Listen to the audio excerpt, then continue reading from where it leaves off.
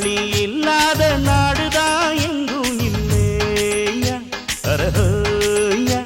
அவன் உழைப்பாலே பிழைக்காத பேருதான் எங்கும் இல்லையா அரஹோயா அர சாமியோ சாமி அப்படி இருந்துட்டா காமி கூலியோ கூலி எங்களை நம்பித்தா பூமி பிறர் வாழ்வதே